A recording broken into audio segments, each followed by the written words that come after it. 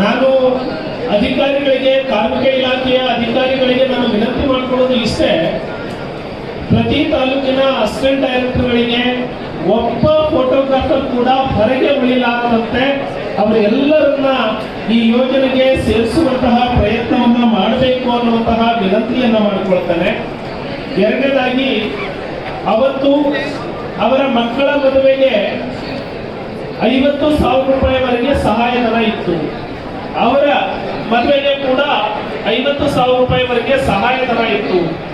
ಸ್ವಂತ ಮನೆಯನ್ನ ಕಟ್ಕೊಳ್ತೀವಿ ಅಂದ್ರೆ ಕಡಿಮೆ ಬಡ್ಡಿ ದರದಲ್ಲಿ 2 ಲಕ್ಷ ರೂಪಾಯಿವರೆಗೆ ಸಹಾಯಧನ ಕೊಡುವಂತದ್ದು ಇತ್ತು.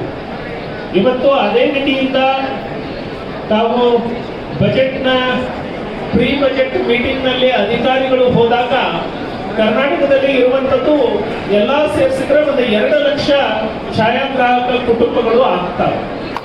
ಆ 2 ಲಕ್ಷ ಕುಟುಂಬಗಳಿಗೆ ನಾಗೇಶ್ ಅವರು ಹೇಳಿದಾಗ ಏನೋ ಅನಾಹುತ ಆದಾಗ ಸಹಾಯ ಮಾಡ್ತೀವಿ ಅನ್ನೋದಕ್ಕಿಂತ ದಿನ ದಿನಕ್ಕೆ ಟೆಕ್ನಾಲಜಿ ಇಂಪ್ರೂವ್ ಆಗ್ತಾ ಇರುತ್ತೆ.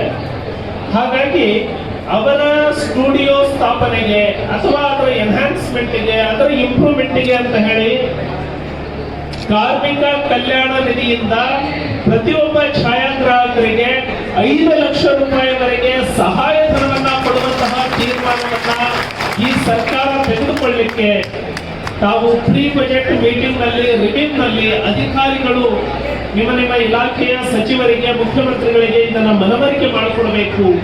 ಅವಾಗ ಒಂದು ತೀರ್ಮಾನವನ್ನ ತೆಗೆದುಕೊಳ್ಳಲಿಕ್ಕೆ ಸಾಧ್ಯ ಆಗುತ್ತೆ ಅನ್ನುವಂತಹ ಒಂದು ವಿನಂತಿಯನ್ನ ಎಲ್ಲಾ ಕರ್ನಾಟಕ ರಾಜ್ಯದ ಛಾಯಾಗ್ರಾಹಕರ ಪರವಾಗಿ ನಾನು ನಿಮ್ಮಲ್ಲಿ ಆ ವಿನಂತಿಯನ್ನ ಅತ್ಯಂತ ವಿನಮ್ರತೆಯಿಂದ ನಾನು ಮಾಡ್ಕೊಳ್ತೇನೆ. ಅಲ್ಲಿ ಬೋರ್ಡ್ ಹೋಗ್ಬಿಟ್ಟು